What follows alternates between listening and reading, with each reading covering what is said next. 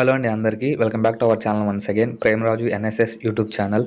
మనందరికీ తెలుసు ఈరోజు డాక్టర్ సర్వేపల్లి రాధాకృష్ణ గారు జన్మించిన రోజు.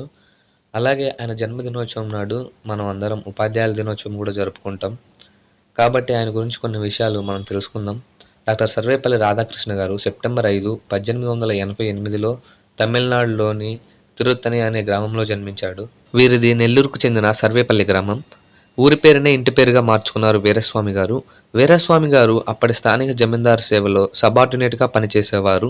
ఆ తర్వాత తిరుత్తని జమీందారు దగ్గర పనిచేయడం వలన కుటుంబంతో సహా అక్కడ నివాసం ఏర్పరచుకున్నారు. దాంతో రాధాకృష్ణ గారి బాల్యం తిరుత్తనిలోనే సాగింది.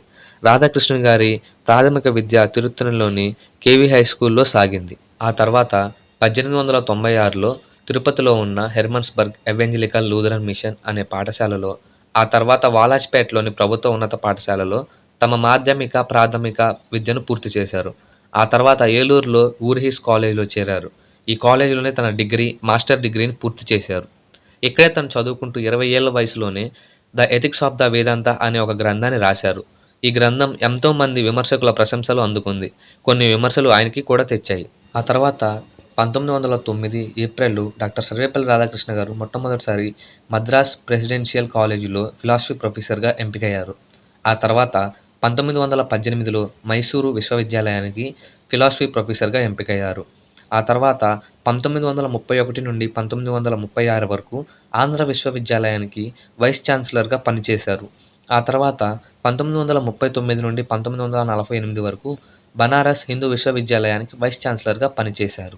ఇలా ఎన్నో చోట్ల ఉపాధ్యాయుని పదవి చేపట్టి ఎంతోమందికి విద్యని అభ్యసించాడు. ఈయన ఉపాధ్యాయులకు తెచ్చిన గౌరవానికి గాను మనం అందరం ఈయన పుట్టినరోజు నాడు ఉపాధ్యాయుల దినోత్సవం కూడా జరుపుకుంటాం.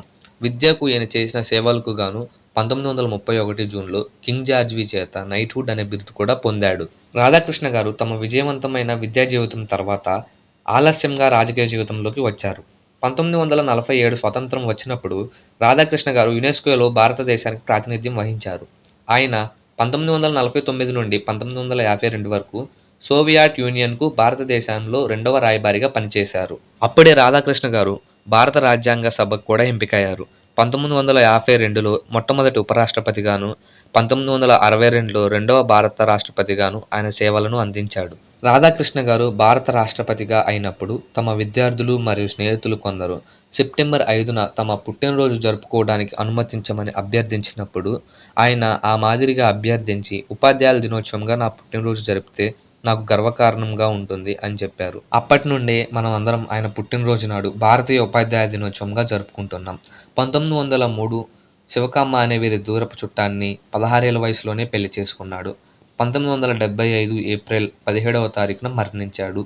ఆయన గౌరవ సూచకంగా ఇప్పటికీ మనం అందరం ఉపాధ్యాయుల దినోత్సవం సెప్టెంబర్ 5 రోజునే జరుపుకుంటున్నాం. ఇదే మనం ఆయనకు ఇచ్చే ఘననివ్వాలి. ఈ విధంగా డాక్టర్ సర్వేపల్లి రాధాకృష్ణ గారి జీవితం ముగిసింది. అలాగే వీడియో చూడటానికి వచ్చిన వారందరికీ ఉపాధ్యాయుల దినోత్సవ శుభాకాంక్షలు.